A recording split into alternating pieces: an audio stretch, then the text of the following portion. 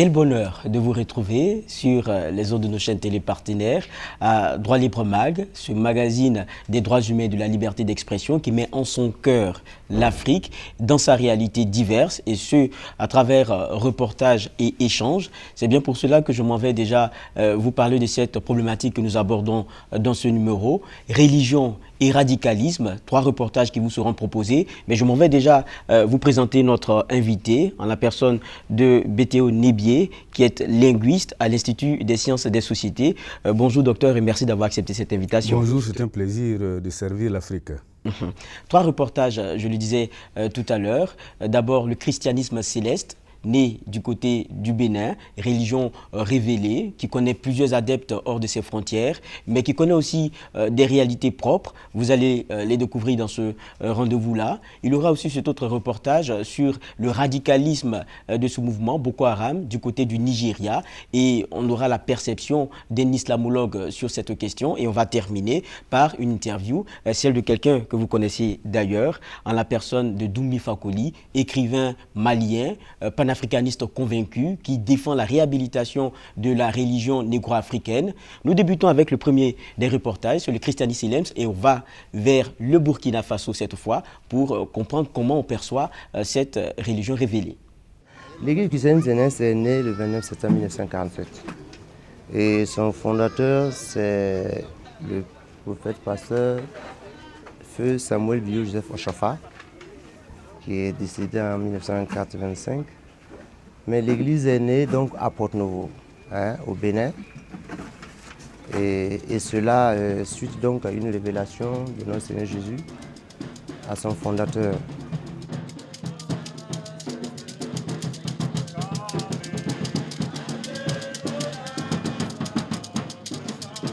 Nous ne sommes pas bien accueillis au Burkina et peut-être même ailleurs, mais ici particulièrement c'est difficile.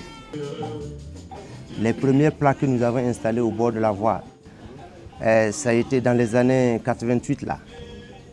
Ça a été arraché 3 fois. Et la 3e fois, on a emporté la plaque. Parce que quand on arrachait, nous, on venait le planter. Avant, au départ, on recevait toujours des jets de cailloux ici sur le toit. Mais par la grâce de Dieu, aujourd'hui, je crois que ça va mieux.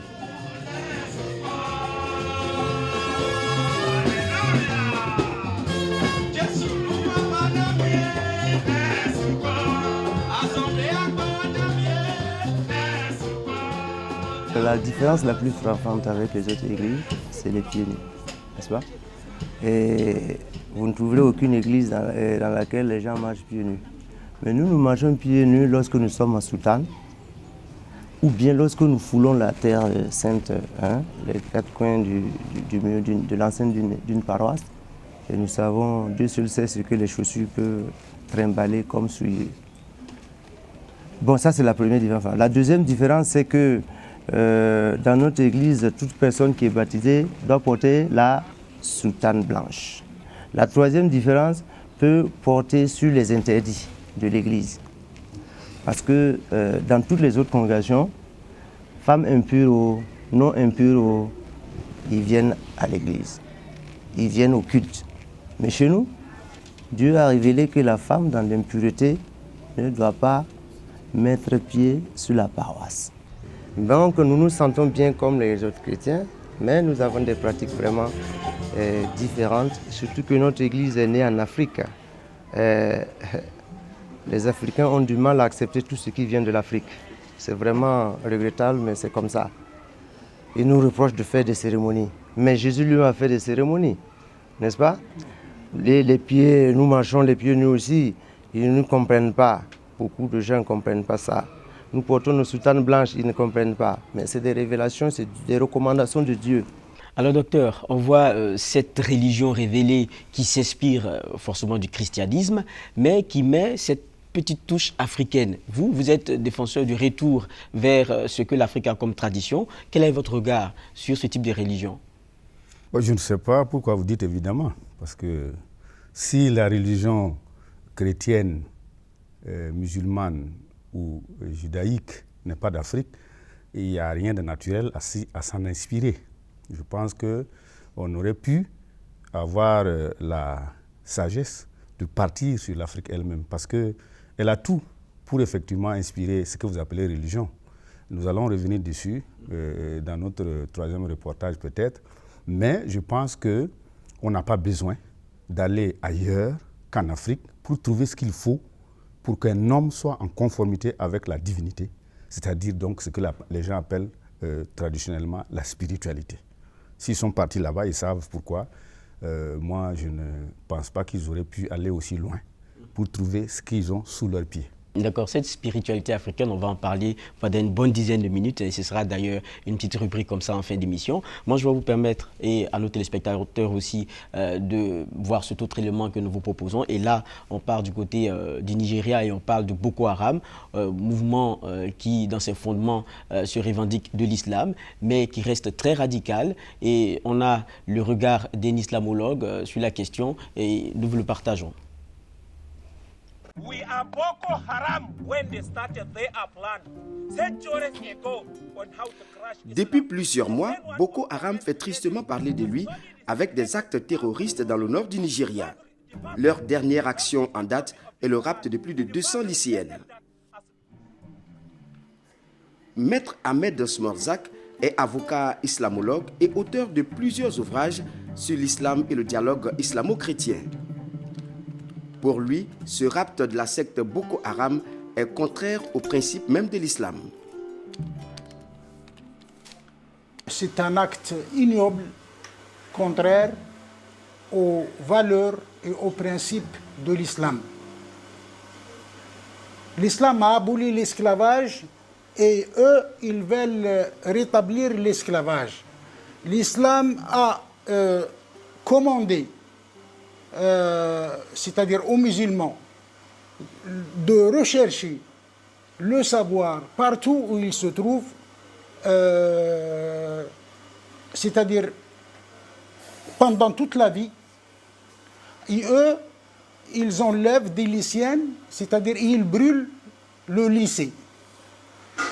L'islam a libéré l'homme de toute forme de servitude physique, matérielle, spirituelle. Et eux, ils veulent renouer avec c'est-à-dire l'esclavage. Ce qu'ils font, l'islam défend les familles, les enfants. Et eux, ils enlèvent des enfants à leur famille. L'islam interdit toutes sortes d'agressions, d'injustices, et il ne cesse de combattre l'injustice. Et cet acte-là, l'acte de cet enlèvement, ce rapt, ça fait partie des injustices que l'islam ne cesse de combattre. Régulièrement sur les réseaux sociaux, Maître Smorzak partage son point de vue avec les intellectuels et savants musulmans du monde. Il les invite à s'associer à son appel pour une libération sans condition des jeunes lycéennes nigérianes. J'ai lancé un appel que peut-être vous avez vu à Boko Haram. Je leur ai demandé de libérer ces filles immédiatement et sans condition. Et ils vont payer, ils vont subir les conséquences de cette action. Sauf s'ils reviennent à la raison, s'ils réparent en libérant les filles. Et les libérer sains et saufs. C'est-à-dire, nous ne voulons pas entendre parler ni de viol, ni de meurtre, ni de causes et blessures, parce que ça sera grave. C'est plus qu'un crime contre l'humanité. Toute l'humanité, c'est-à-dire la dignité humaine, est frappée en plein cœur. Maintenant, c'est un nouveau crime maintenant qui surgit. Il faut s'attendre à des gens qui enlèvent les femmes et les filles et brûlent les lycées. C'est quoi ça? C'est satanique. Même Satan n'ose pas faire ça. Parce que pourquoi il n'ose pas faire ça? C'est-à-dire il fait faire ça par d'autres, mais lui, il ne peut pas faire ça parce qu'il a peur de Dieu. Il craint Dieu. Subhanallah. On écoutait donc le regard tout à l'heure de l'islamologue Ahmed Simorzrak. Il dit clairement cette façon de se comporter, celle de Boko Haram, n'a rien de précepte islamique. Mais vous qui connaissez très bien, vous dites qu'on ne parle pas des religions, mais plutôt de traditions, en tout cas c'est la même chose, africaine. Est-ce qu'il y a eu aussi ce genre de radicalisme-là parfois?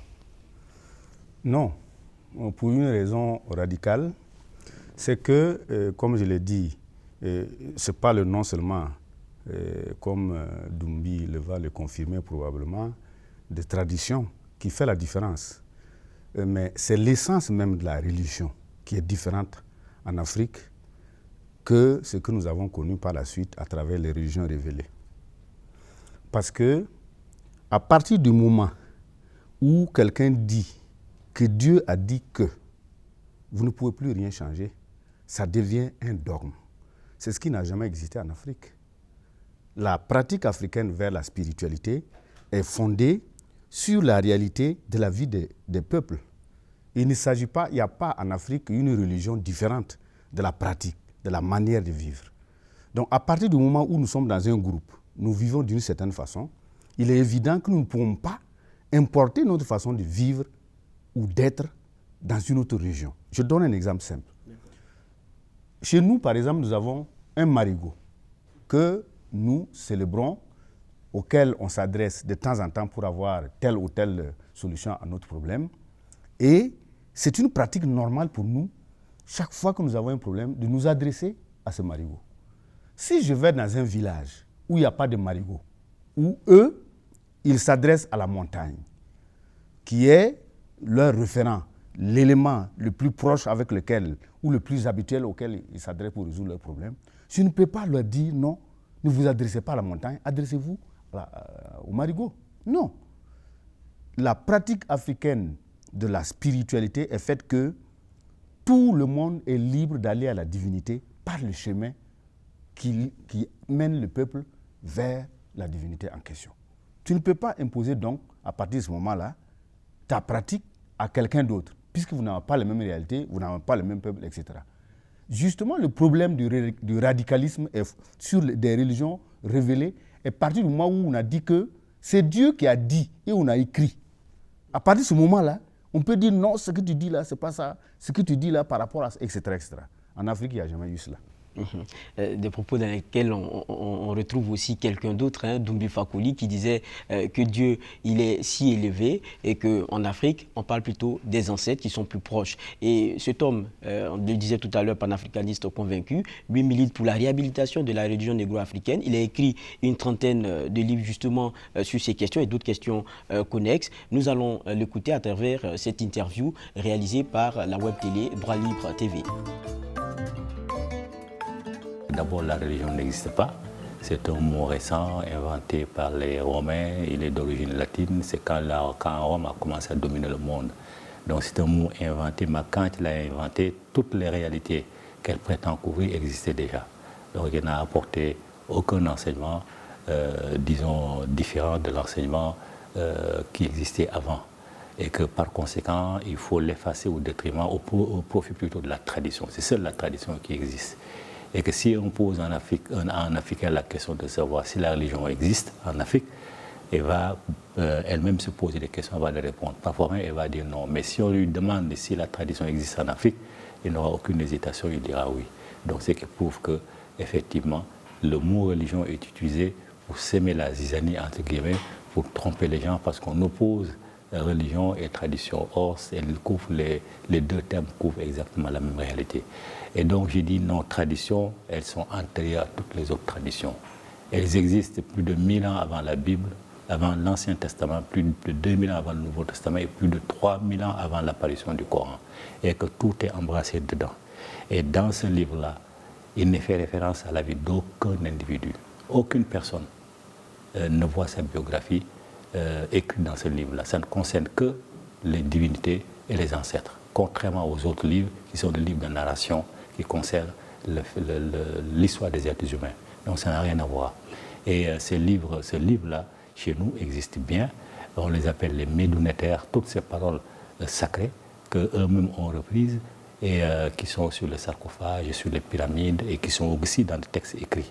Et une grande partie d'entre ces écrits-là ont été rassemblés dans un livre qui s'appelle vulgairement le livre des morts des anciens Égyptiens, mais le terme exact, c'est le livre de la sortie à la lumière du jour. Ces textes-là existent, ce sont des preuves qui existent, qui montrent que les Africains, avant tous les autres peuples, ont réfléchi à Dieu, ont cerné Dieu dans sa totalité.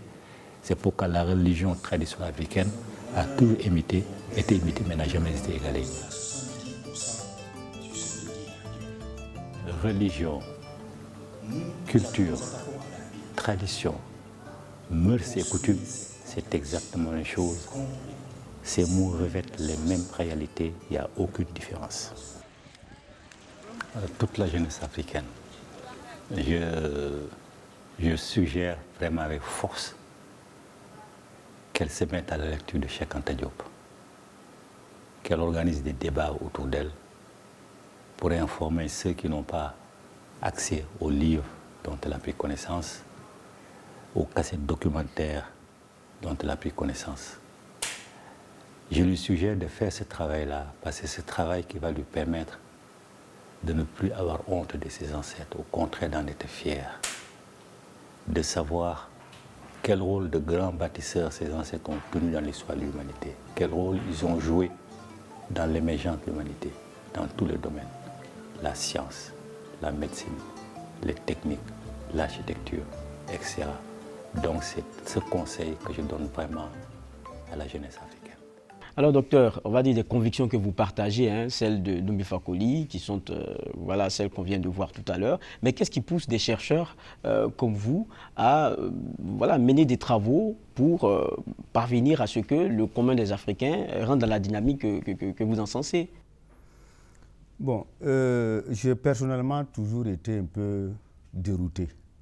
C'est vrai que ça n'a pas commencé à tout moment parce qu'en allant à l'école, on nous amène à nous éloigner de l'Afrique. L'enseignement occidental après la colonisation a été organisé pour amener l'Africain hors de lui-même, du point de vue de sa matérialité, du point de vue de ses richesses, du point de vue de sa spiritualité.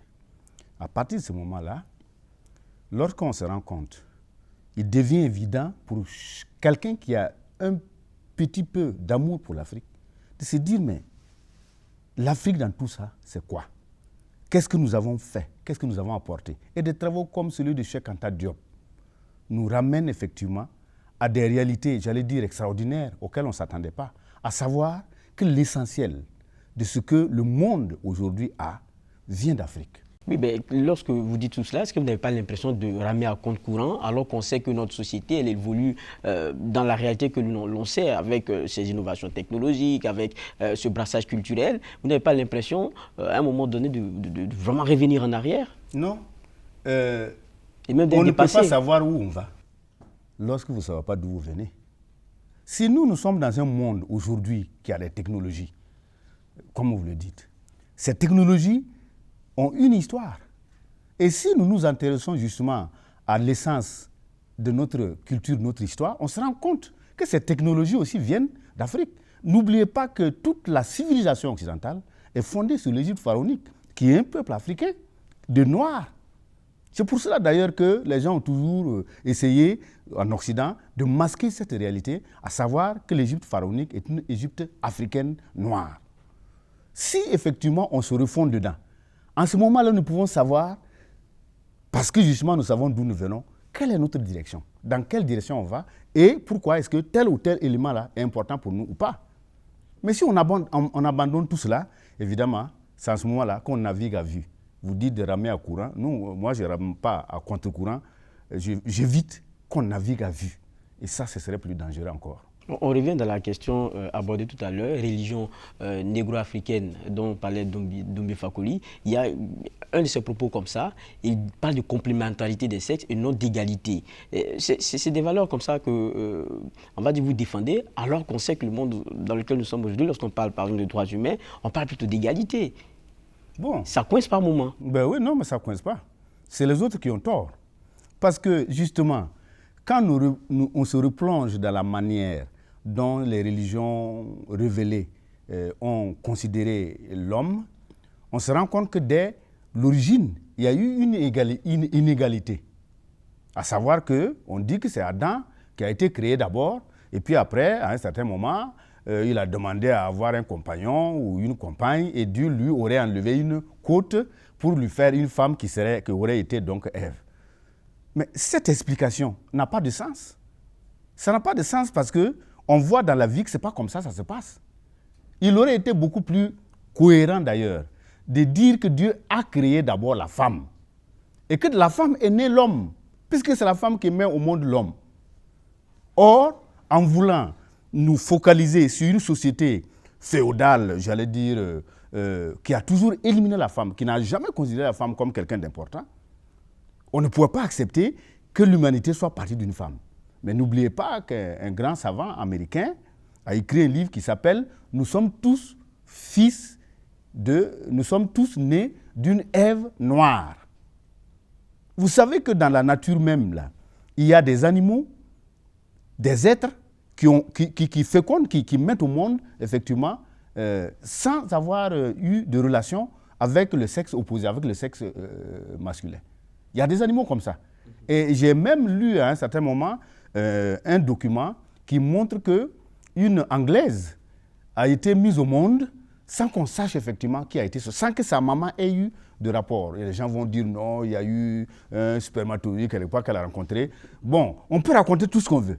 Mais l'essentiel est que c'est beaucoup plus cohérent de dire que le premier être était une femme et d'elle est né un homme que de dire le contraire, tel que les religions l'ont soutenu. Docteur, tout à l'heure, nous parlions de la question de radicalisme, notamment au sein de l'islam avec l'exemple Boko Haram. Et je vous posais la question, à savoir s'il pouvait l'avoir dans le cas de religion négro-africaine. Tout à l'heure, Doumbi disait Doumbi Fakoly, et qu'il n'y a pas d'amalgame à faire.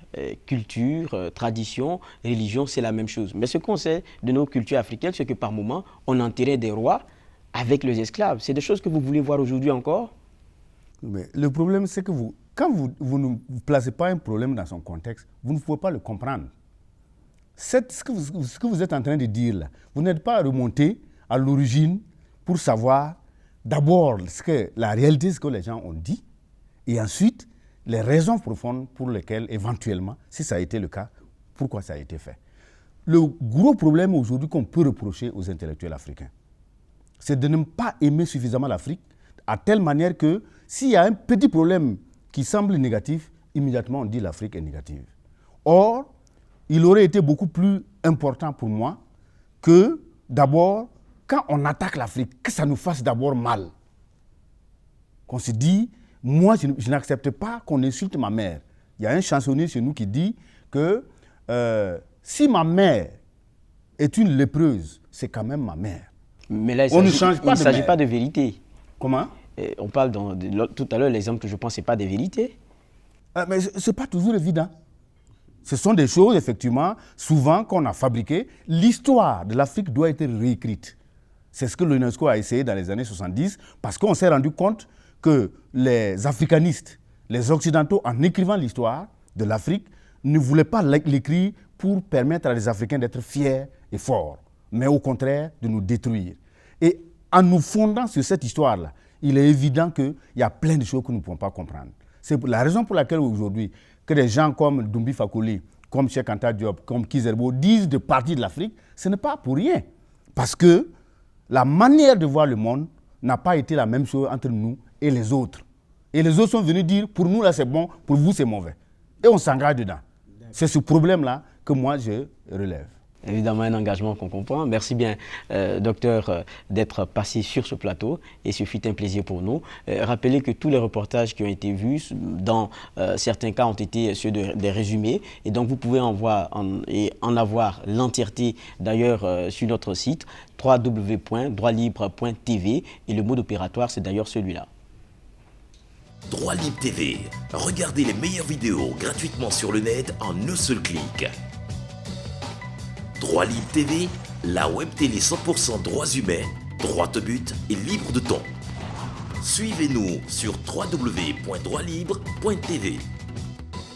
Encore une fois, merci docteur Béthio-Nébié, ce fut un plaisir. Et chers téléspectateurs, ce moment-là, il passe très vite, il est déjà fini. On prend congé de vous et d'ici le prochain numéro, portez-vous bien.